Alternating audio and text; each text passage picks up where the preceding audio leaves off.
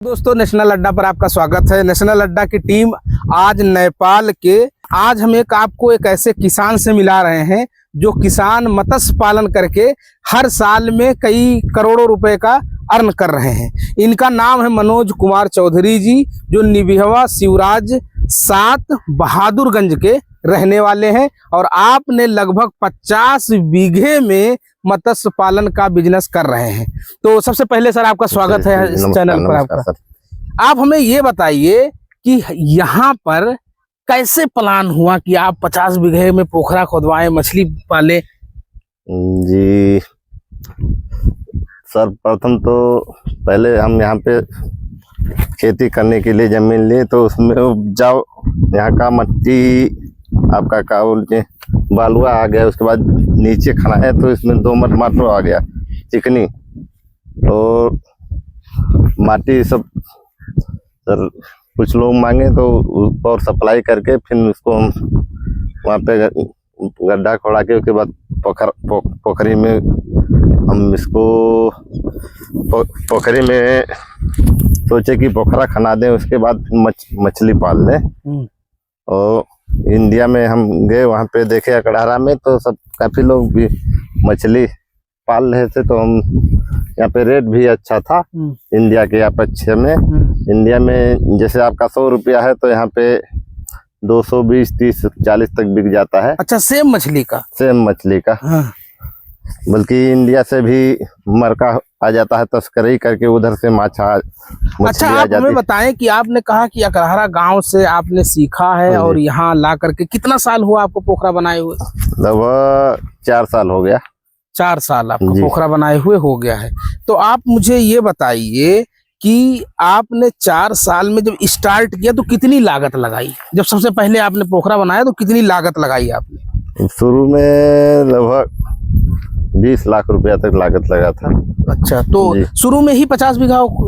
नहीं, 50 नहीं, शुरू में लगभग आपका 20 बीघा खनाए थे। 20 बीघा आपने बनाया था।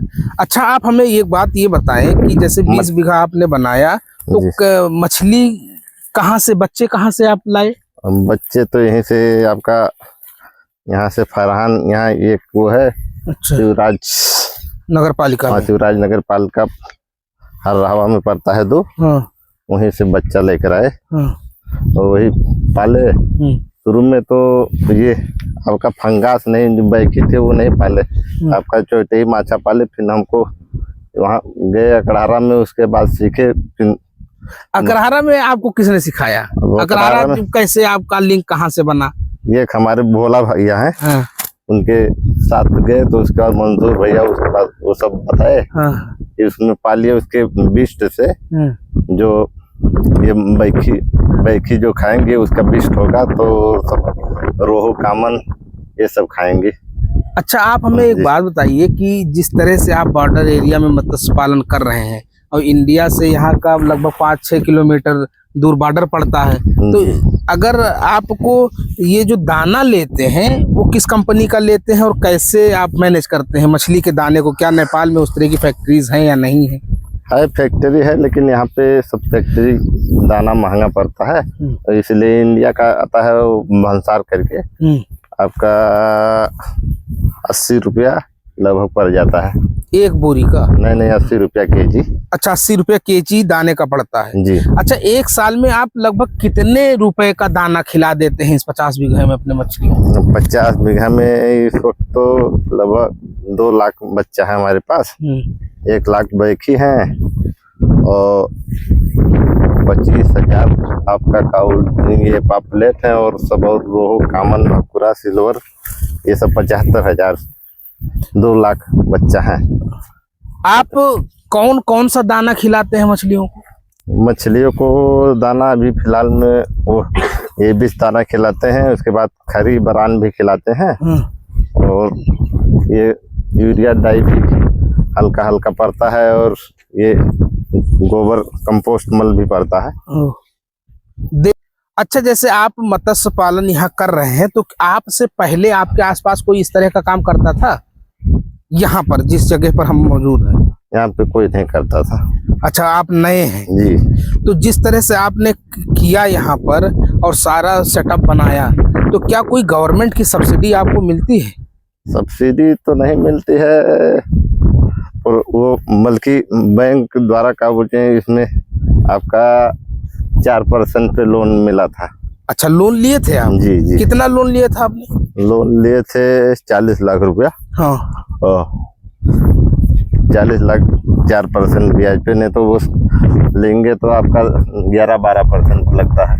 11-12? अच्छा, नॉर्मल लेंगे तो 11-12% पड़ता है। अगर ये इस तरह से मत्स्य पालन कर रहे हैं या फर्म है आपका, तो उस पर 4% का ब्याज है। जी। आप हमें एक बात बताइए कि जिस तरह से इंडिया एक बहुत बड़ा मार्केट है और आपके पड़ोस में है, आपके 5-7 किलोमीटर इंडिया का बॉर्डर शुरू हो जाता है। जी जी। तो मछली अगर गवर्नमेंट ट्रेड अलाउ करे by the government clearance, custom clearance से, तो क्या इंडिया के मार्केट में मछली बेचने में आपको फायदा है, नुकसान?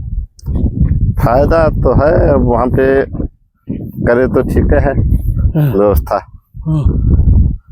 शॉर्टेज हो जाता है तो कभी उधर से आ जाता है, लेकिन उधर जाता नहीं है, खींचा खींची इधर ही है मछली। अच्छा, आपके हिसाब से बॉर्डर के इस पार नेपाल में और बॉर्डर के उस पार इंडिया में मत्स्य पालन कहाँ ज्यादा है अभी? मत्स्य पालन तो अभी फिलहाल में वहीं पे है ज्यादा। अच्छा। इंडिया में आपके सिद्धार्थनगर जिले में है ज्यादा, उसके बाद फिर यहाँ कपिलवस्तु में है। तो क्या इंडिया के जो मत्स्य पालन करते हैं वहां पर, वो बॉर्डर एरियाज इस तरफ अपने जो मत्स्य तैयार हो जाती है तो यहाँ मार्केट ढूंढते हैं या बेचने लाते हैं? बेचने नहीं लाते हैं, वो सब तस्कर वाले जाते हैं, बल्कि अच्छा, कोई गवर्नमेंट क्लियरेंस से नहीं है? नहीं नहीं नहीं, तस्करी की तरह से लाते हैं। जिस पकड़े में निकलता है वहां पे, और उसके बाद आज इस पे निकाले, उस तस्कर संपर्क करके, बल्कि यहाँ पे मार्केट ही बिगाड़ दिए हैं। अच्छा जी। और आपसे एक बात और भी जानना है मुझे। पुलिस वाले सब मिले हुए हैं। हाँ। उन लोग को पैसा खिला के उसके बाद उन लोग का काम चलता है। आपसे एक बात और जानना है कि जिस तरह से आपने अकरहरा का नाम लिया, और अकरहरा मत्स्य पालन में काफी आगे है सिद्धार्थनगर में, जी। तो पड़ोस में होने की वजह से वहाँ का आपको कोई फायदा मिल रहा है? फायदा वही दवाई वाई मिल जाता है कभी कभी। अच्छा जी। और मैं आपसे एक बात ये भी जानना चाह रहा हूँ कि नेपाल में जैसे मान लीजिए आपने मछली पाल लिया, बड़े हो गए, तो आपके पास मार्केट कौन कौन सा है? कहाँ बेचते हैं इसको, कहाँ ले जाते हैं? ये आपका बुटौल जाता है, भैरहवा भी जाता है, आपका इधर दांग में हो गया, दांग तुलसीपुर, इधर रोलपा भी हो गया, यहाँ भी जाता है, रोलपा जाता है, प्यूठान जाता है। अच्छा, एक बात और भी, जैसे नेपाल में ज्यादातर जो रीजन है पहाड़ी है, खाई है, नदियां हैं, तो लोग ऐसा मानते हैं जो कंज्यूम करते हैं मछलियों को कि नदी की जो मछलियां मिलती हैं वो ज्यादा मिठास होती है, ज्यादा लोग पसंद करते हैं खाना। तो क्या आपकी जो मछली पालते हैं बड़ी हो जाती हैं तो उसके मार्केट पर कोई असर तो नहीं होता? नहीं नहीं, ऐसा नहीं होता है, बल्कि यहीं पे नदी में मछली है नहीं ज्यादा, बल्कि ये ले जाके वहाँ नदी का नाम लेकर ये मछली बेच लेते हैं कि उस नदी का है। अच्छा जी। आप एक बात बताइए कि ये जो मत्स्य पालन आपने एक प्रोजेक्ट लगा दिया, तो आपका कितना इन्वॉल्वमेंट, आपका कितना यहाँ रहता है, कितने लेबर हैं? लेबर हमारे पास 3 है तत्काल में। ये 3 देख लेते हैं जी। तो 50 बीघा यही 3 लेबर काम कर लेते हैं जो जरूरत है यहाँ पर। और एक बात हमें और भी समझाइए यहाँ पर कि जिस तरह से आपने स्टार्टिंग से अभी जितना पैसे लगाए हो और अभी तक जो आपका अर्न हो रहा है, तो क्या ओवरऑल आप प्लस में है कि कभी घाटा भी लगता है? घाटा तो भी नहीं लगा है फिलहाल में। जी। आप एक साल में नियर अबाउट कितना पैसा बना लेते होंगे? अब की बार अगले साल बना था आपका 1 करोड़ रुपए के आसपास। जी। और की टारगेट है लगभग 1.5-2 करोड़। 1.5-2 करोड़ के टारगेट में। जी। तो क्या आपको उम्मीद है कि 1.5-2 करोड़ बना लेंगे? बन जाएगा। तो क्या आपको ऐसा नहीं लगता कि जो लोग बाहर काठमांडू में या दिल्ली में या कहीं जॉब करने जाते हैं, नौकरी करने जाते हैं, तो उससे अच्छा आपका ये बेहतर काम है? बेहतर है, अब अपना अपना सोचाई, हमारा तो यही सोचाई है। आपकी एजुकेशन कितनी है? कहाँ तक आपने पढ़ाई की है? हम तो इलेक्ट्रिकल ओवरसियर हैं, जी। इलेक्ट्रिकल ओवरसियर थे। उसके बाद एक दो बार जब ट्राई भी किए, नाम भी निकल गया था। उसके बाद हमने सोचा कि खुद अपने मेहनत से खुद अपना काम बढ़ाए। कितने भाई बहन हैं आप? हम लोग 3 भाई हैं। तो सब एक ही में कर रहे हैं पालन जी वगैरह? जी, सब 3 भाई एक ही में जैसे हैं। मान लीजिए आपका ये सक्सेस हो गया, 50 बीघे का प्लाट चल रहा है, मछलियां पल रही हैं, एक टारगेट हो गया 1.5-2 करोड़ रुपया आप अर्निंग करेंगे साल। क्या आगे का प्लान क्या है? आगे का यही मछली पालेंगे। इसके बाद फिर इधर सोच रहे हैं गोट फार्म बना दें, और ये कुखरा वाला भी और बड़े में फार्म बना दें। आपके पास टोटल कितने बीघे जमीन होगी? यहाँ फार्म वाला नहीं, टोटल लगभग 200 बीघा कच्ची के आसपास है। 200 बीघा कच्ची आपके पास जमीन है, जिसमें आपने 50 बीघे का मत्स्य पालन कर रहे हैं। बाकी जमीनों में क्या करते हैं?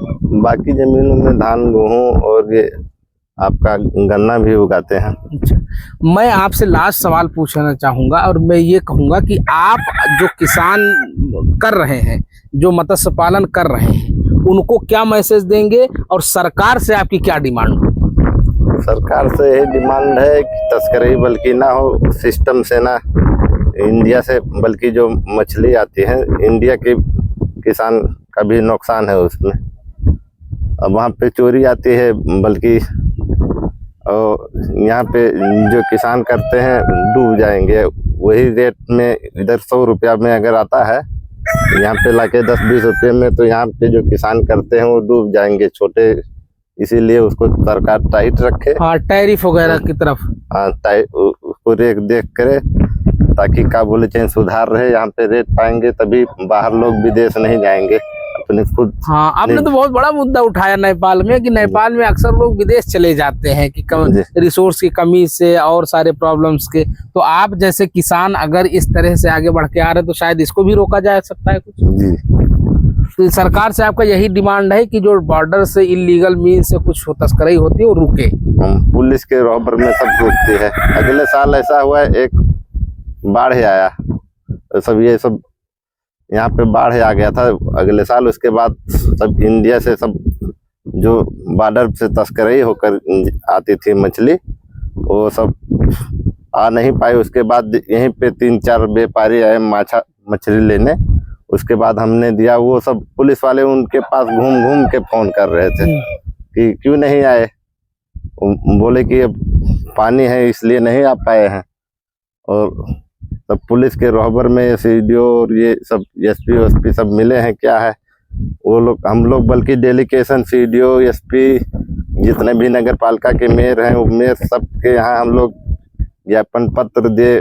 अगले साल कोई नहीं पकड़ के दिया। आज तक की हमने इतना गाड़ी पकड़ के दिया कि सीज कर दिए, हमको सुनने को नहीं मिला आज तक।